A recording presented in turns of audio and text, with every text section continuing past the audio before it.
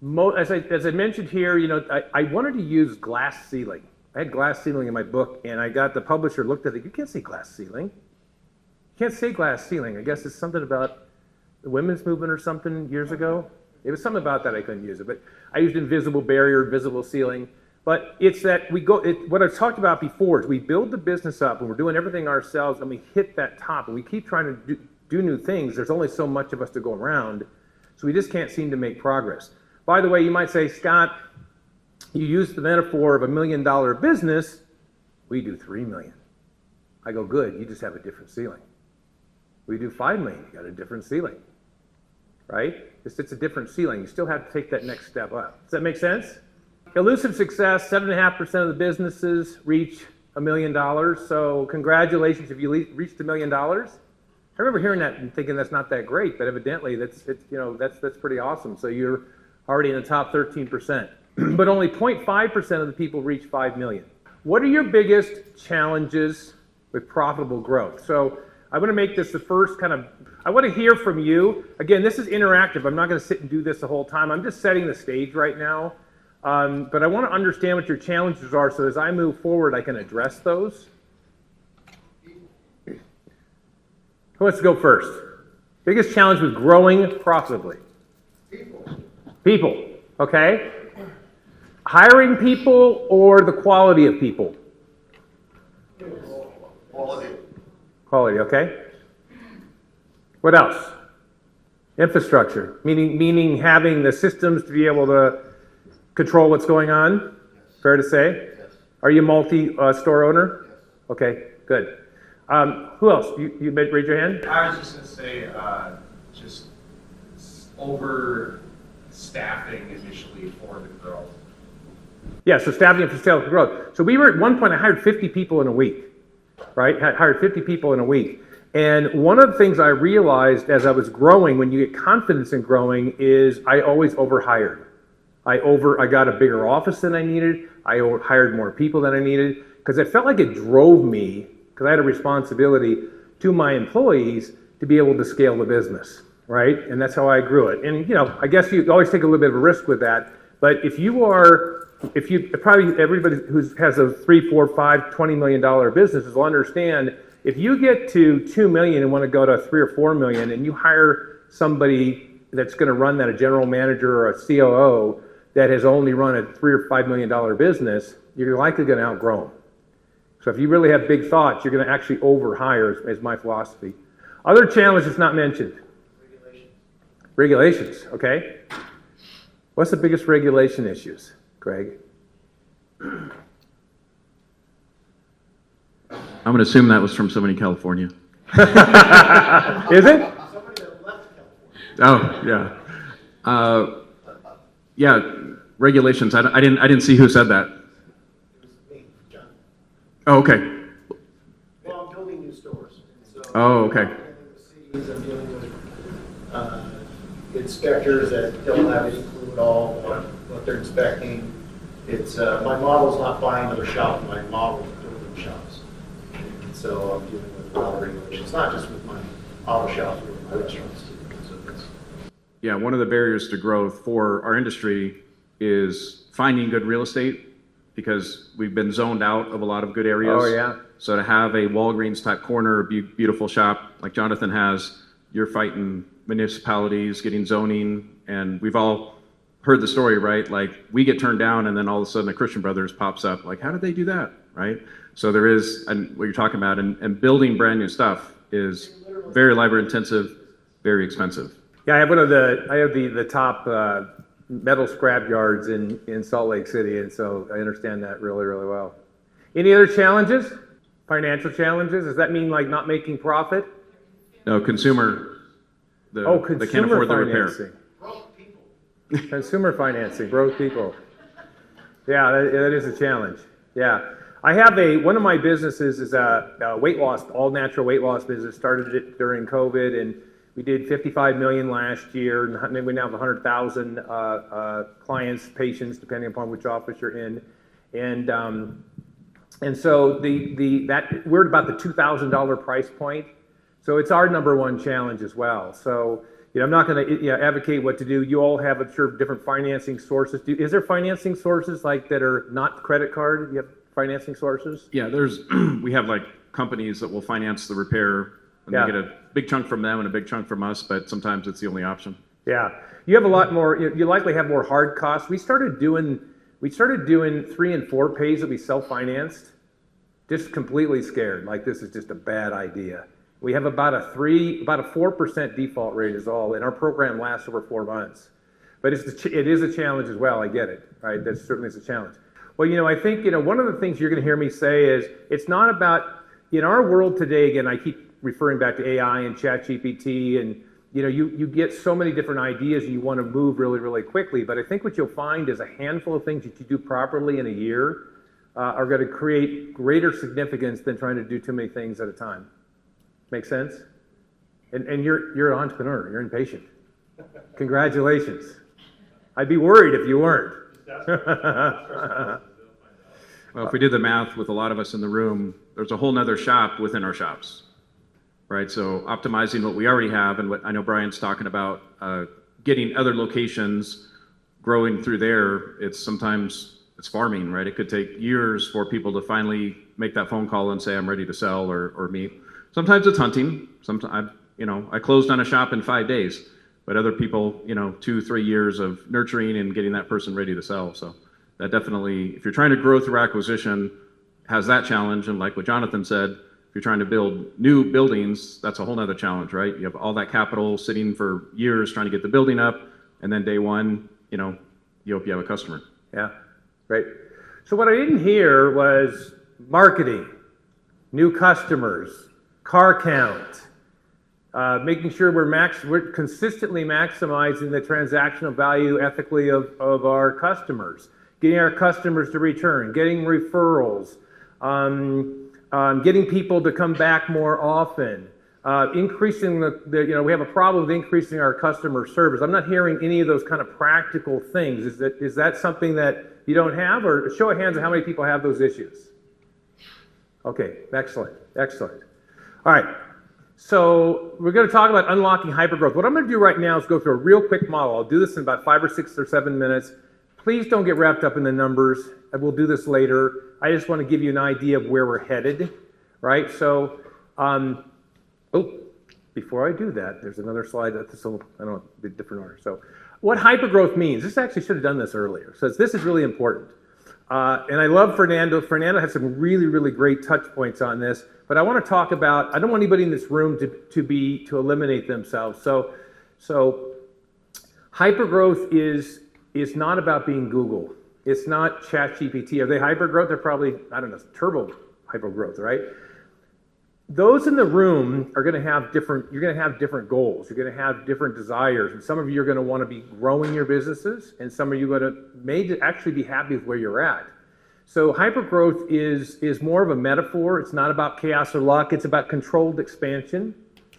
Right? We want to get to this place. One of the things in the book is that all of these 12 entrepreneurs had systems in place. And we use this word systems really broadly, but they had systems in place for how they innovated. They had systems in place for how they pivoted when the industry changed and shifted and things like AI happen now. They had systems in place for their team. It's not just systems, KPIs, and number crunching, right? And it's not about having more hours. And here's the thing, is that if you grow, if I did this statistically correctly, if you grow 15%, it doubles your business every 5 years. You keep doing that, you quadruple your business in 10 years. So if you're doing 10 million, you're at 8 million. Right? That's not hard. That's not crazy pace. Do you agree? There's lots of ways to be able to do that. And so I call that's hypergrowth, a form of hypergrowth. So I don't want you to feel like this is all about hypergrowth. That's not me, so it doesn't really apply. Real quickly, your secret sauce. This is just all about differentiating your business. And when I talk about this, it's not about having some crazy differentiator. Obviously, Facebook is a big differentiator, but that's not what this is about. This is about identifying unique things in your business. I call it your compelling competitive advantage. And this is just really about how you're different. So, one of the gentlemen in the book, Carl, he had a pawn shop. Pawn shop selling jewelry, right? Low end, low income district. People come in there and they pawn their jewelry to pay for their transmission repair and then try to get money to go buy it back. Something like 65% of the people go back and buy what they pawned, right? There's dignity. So he thought, rather than having these pawn shops be in these crappy buildings, these jewelry stores look like you would go to the mall. They treated people with respect. The people behind the counter dressed wonderfully. They were very empathetic with people. They encouraged and gave people ideas about what they could do to get their prized possessions back. I said, that's it? He goes, well, there's more to it than that, but yes, that was it. People went out of their way to come to our pawn shop, and he grew it into, I think, the fourth or fifth fastest growing privately held company in America. Isn't that a great story? It's about being different, but it doesn't have to be radical. All Starbucks did was said, hey, we got some pretty good coffee, and let's just create a gathering spot and make it a cool place to be. That's all they did.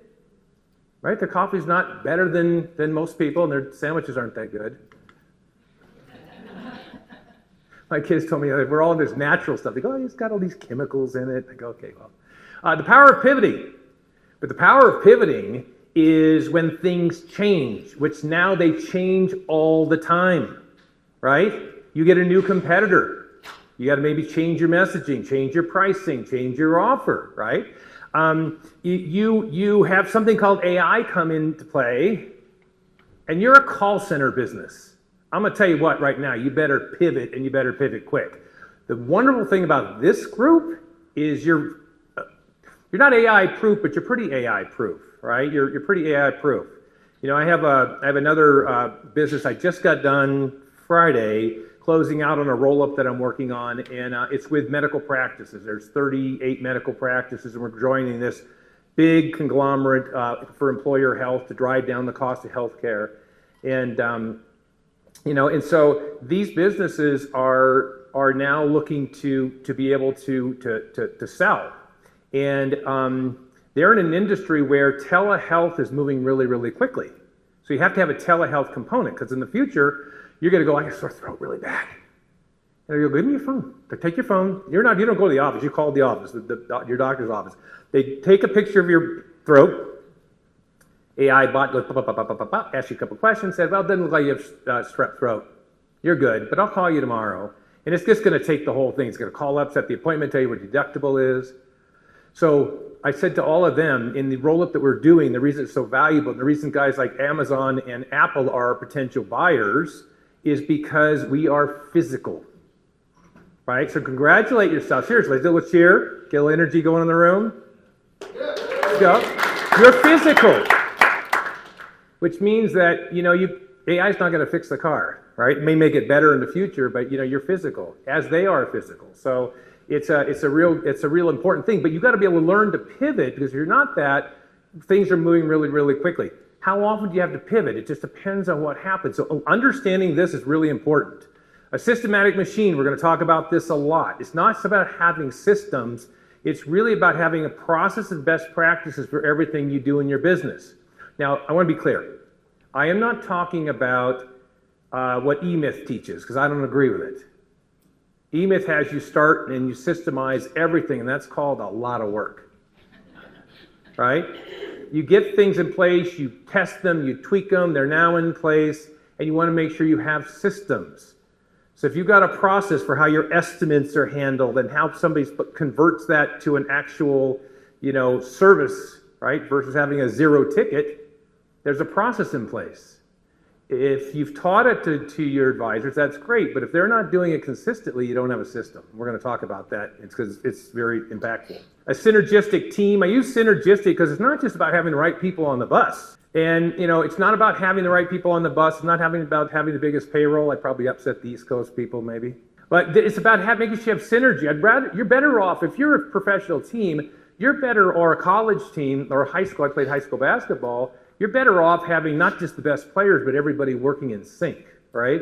So it's much more about working in sync. So that's why you use synergistic team, and this is where culture plays as well. Knowing your numbers, yes, you need to know the financials. we have the privilege of having successful companies come and work with my consulting company. And I think probably 90%, this is off the top of my head, I don't have a stat, of them don't use their financials at all. Many of them don't get them on time. Many of them get them on time and never look at them. And many don't even know what to look for, right? So you want to make sure you have the right numbers, but you have to know how to use them. And then you have your KPIs and your metrics and all those popular terms right now that can become overwhelming. So you're going to probably hear me say as well, I'm not looking for you to KPI everything. It just gets overwhelming. You'll stop looking at the numbers, but you need to know your numbers. If you don't know your numbers, you can't grow. Creating raving fans, right? Big issue you guys talk about often. Because raving fans are not just raving fans and happy, and they give you nice reviews, and it helps you with your marketing and helps people come in, but it also drives referrals, which should be a big part of your business. And then paying it forward. Every single one of the businesses in my book had a program for paying back. And none of them that I could think of, I could be inaccurate, but I think none of them had a process in place where they did it so that they could, it was like a marketing thing, right? They gave back.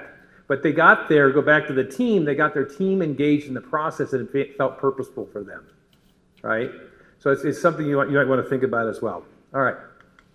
This is what I thought where I was at before, so forgive me for that. So I'm going to walk through the simple model, and I'm going to show you how you can statistically double your profitability of your business. And by the way, this isn't next week, but over the next year or two, by focusing on small incremental changes to the business.